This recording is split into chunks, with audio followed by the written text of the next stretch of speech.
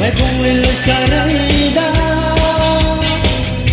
alam mo ba'y ay wala.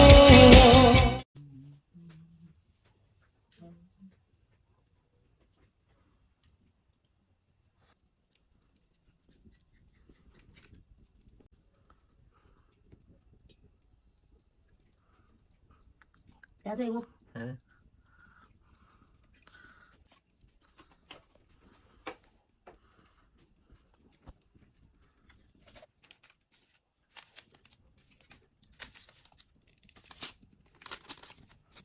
Tahu sana ya. Yan po. Yan teman, ingat. Yan. Kita lihat. Sana sing. Sila ngau betul. Siso. Sila tungal nga ngau din niyo. Sila maten tungali. Sila maten tungali. Irom.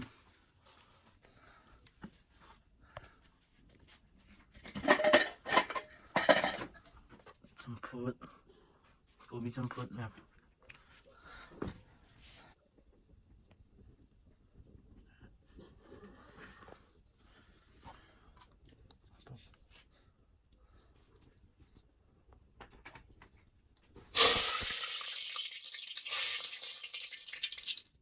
Jadi, kami menonton berhoror.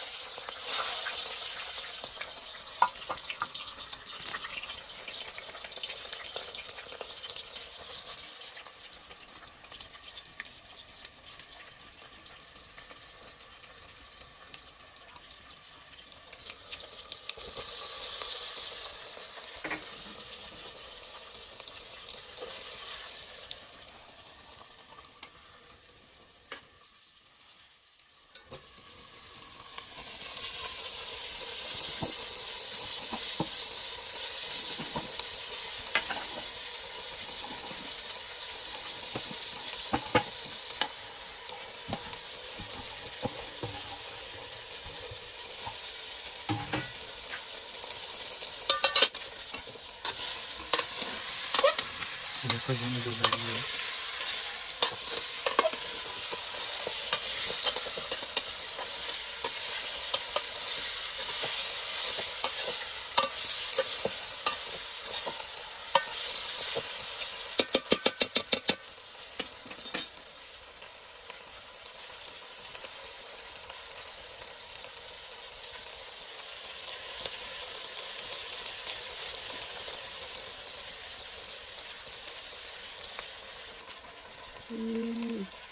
Sini pagi berbantau negaranya. Yang makin lebih kalau gumba, campur gumba, iwamba. Yang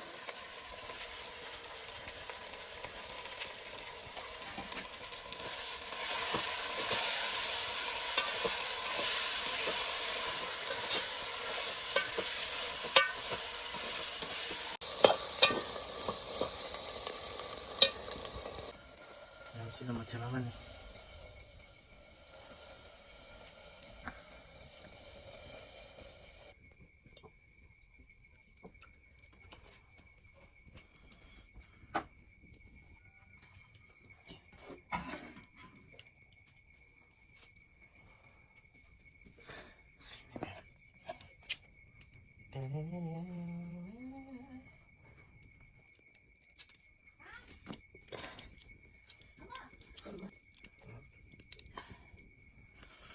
Ngayon nakataon na ko. Ito, yan.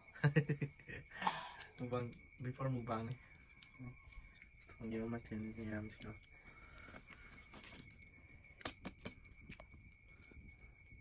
Ay, sumaso na yun. May manak na yun. Yan ito.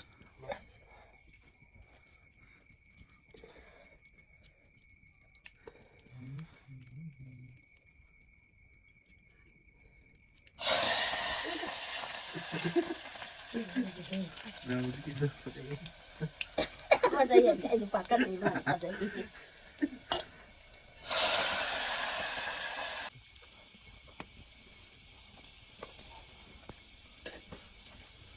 ꯁꯤꯅ ꯃꯊꯛ ꯇꯣꯡꯍꯜꯂꯤꯀꯣ ꯑꯗꯨꯗꯤ ꯃꯌꯥꯝ ꯍꯣꯔꯦꯟ ꯆꯥꯕ ꯑꯃꯨꯛ ꯆꯠꯂꯒꯦ ꯃꯌꯥꯝ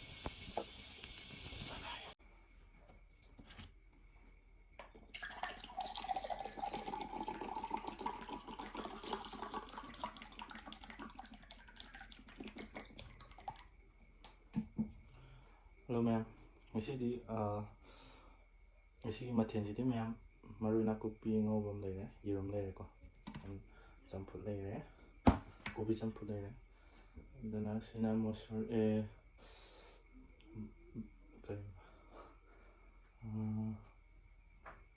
ꯀꯔꯤꯅꯣ ꯍꯥꯏ ꯕꯣꯔꯤ ꯃꯌꯥꯝ ꯕꯣꯔꯤ ꯀꯧꯊꯣꯛꯈ꯭ꯔꯦ ꯕꯣꯔꯤ ꯂꯩꯔꯦ ꯆꯤꯛꯅꯕ ꯃꯣꯔꯣꯛ ꯈꯔ ꯌꯥꯎꯔꯦꯀꯣ ꯇꯤꯜꯍꯧ ꯌꯥꯎꯔꯦ ꯏꯇꯩꯃꯒꯤ 이런 해야래 그 이런 해야래 그냥 허전제하게 그냥 아시지 바로 비를까 모자원 또 떠오래 그냥 사마잖아 혹시 그냥 감기라니까 거의 이제 뛴다고서 오이분이 ям 사래요 그다음에 바로 비노 불 모자원은 하파도세 허전제하게 그냥 어디지 사바야나 그냥 베었다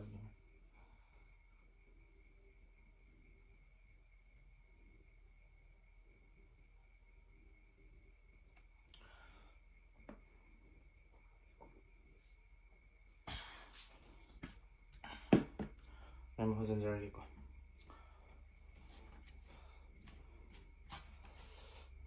아니다 시간 거의 뭐 나오는 게 맛이 뭐 하는 게 있네 그냥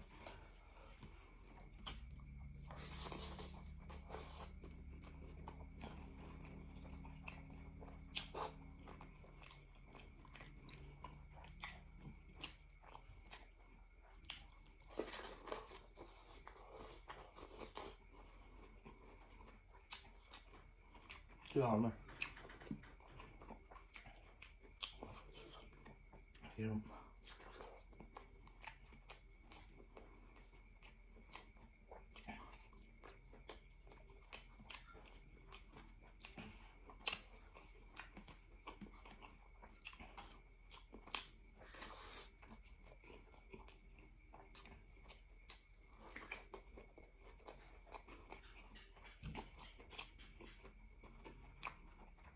좋아하면 나 그것도 양파 안 먹는 거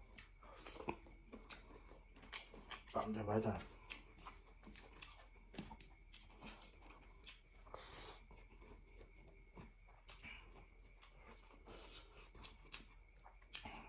이런 맛 담긴장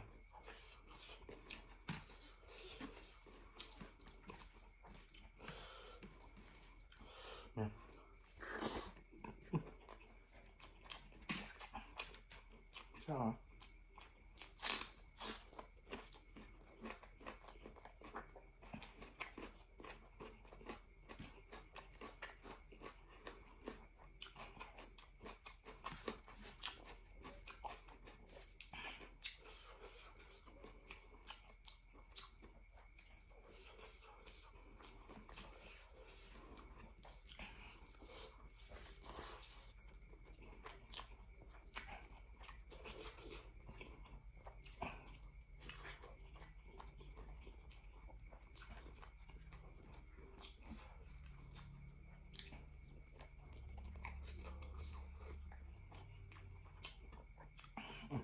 야.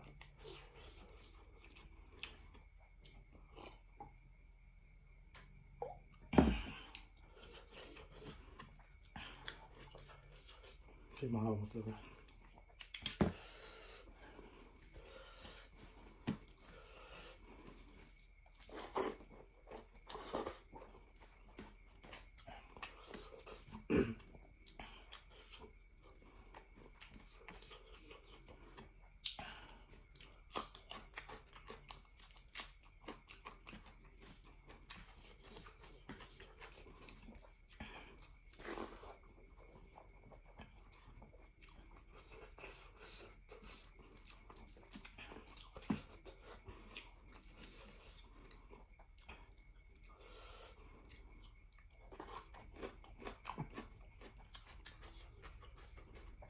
Xin mình tìm ra ra đấy mai ra đấy bông nó bị ra đấy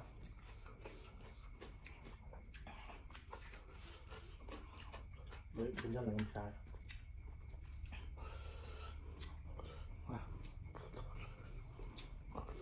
บดีใช่ไหม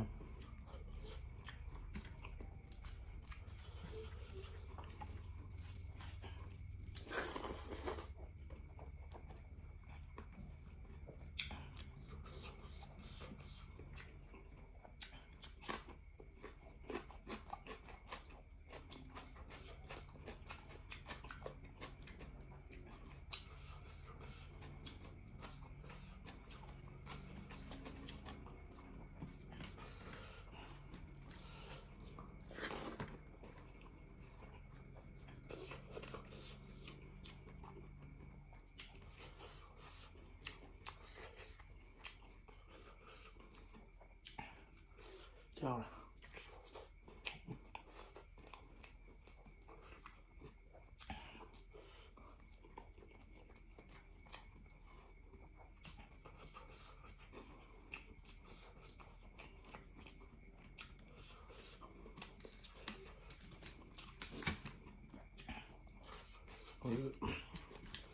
这么家养跑杀了那个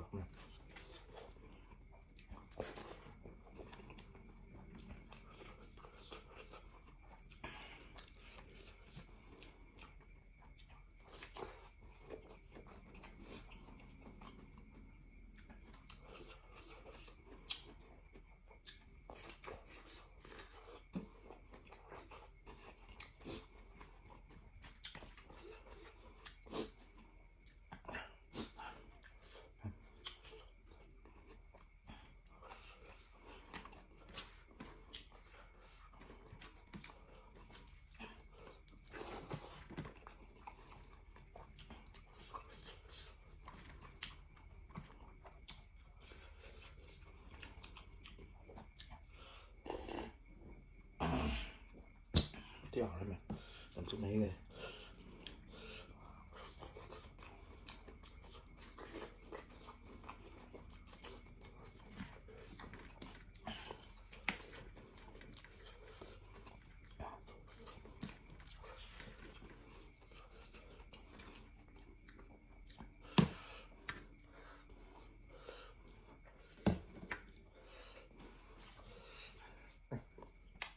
你们。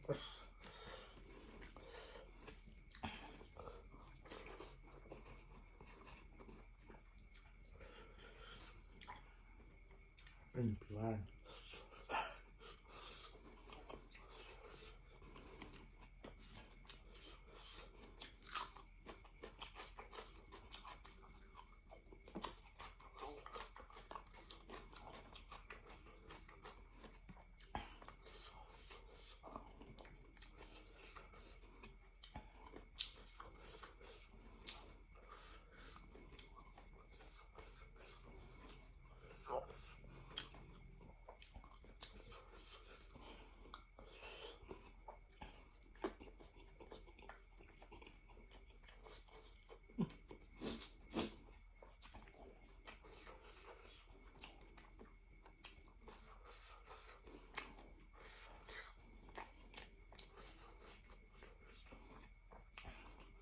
cái ở đó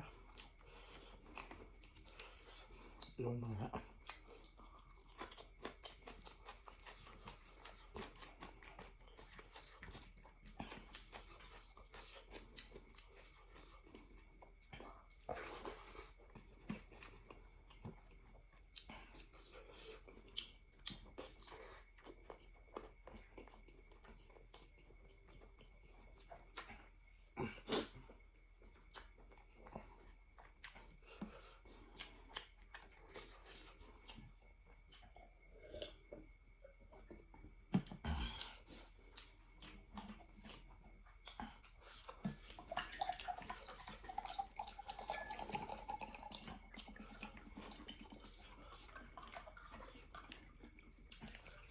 một chỗ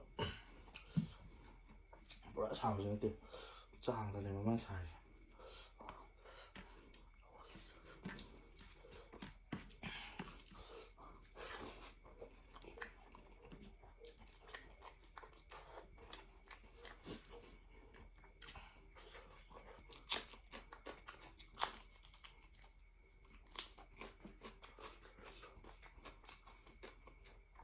Chứ hả?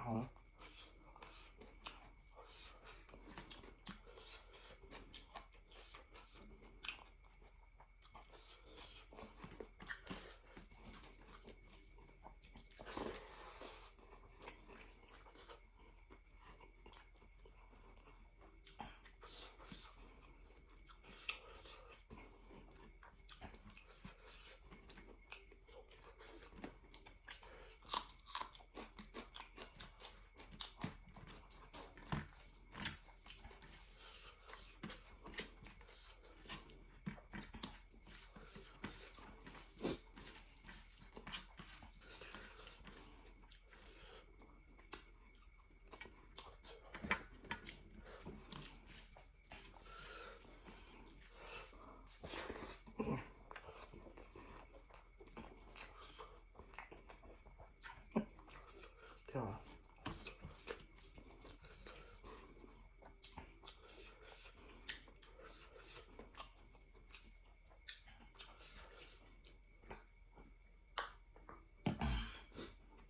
Em lúc trước thì tất không biết tao mình rồi.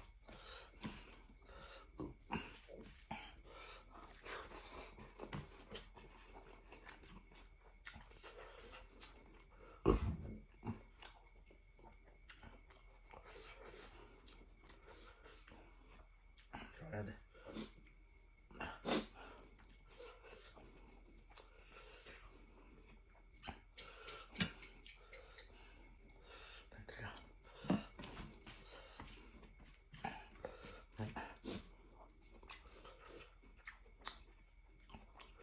Xin bữa nào mình xin cha rồi còn thân là sao ra đây em sorry thân là ít thuộc vào ra 너 그리노 그런 뭐 자는 거 하면 그래도 그편 сек션다 이거를 뭐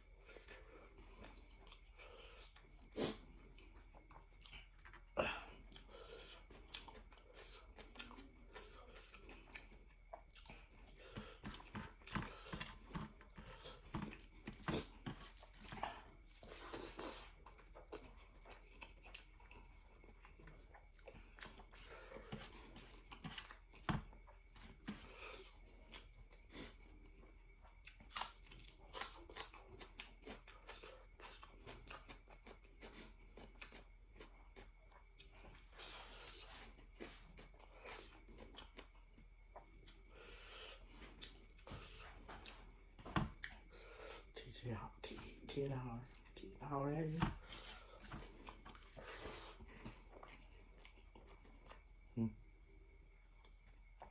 thế nào thế thế nào rồi thế nào à Thì nào em nước tim em ngâm hầu ra bên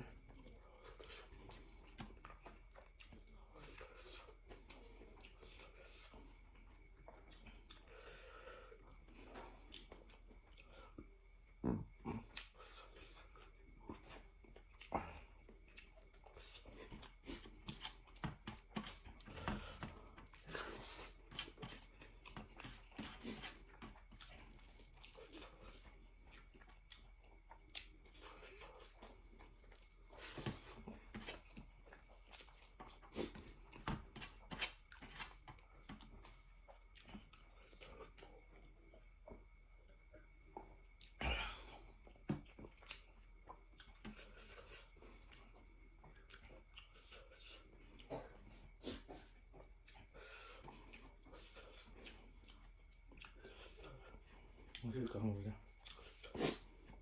đó nó ra thì nó không được đâu nó chỉ ảo hay gì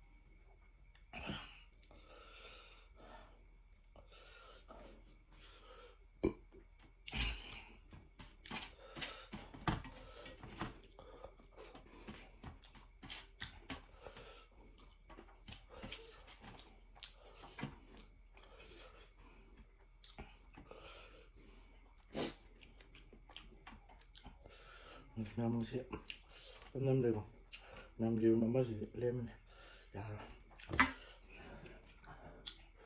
không đâu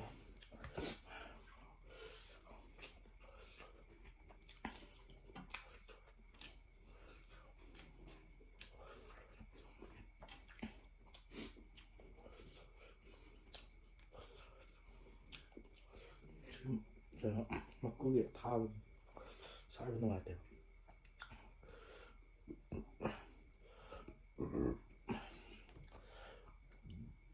thế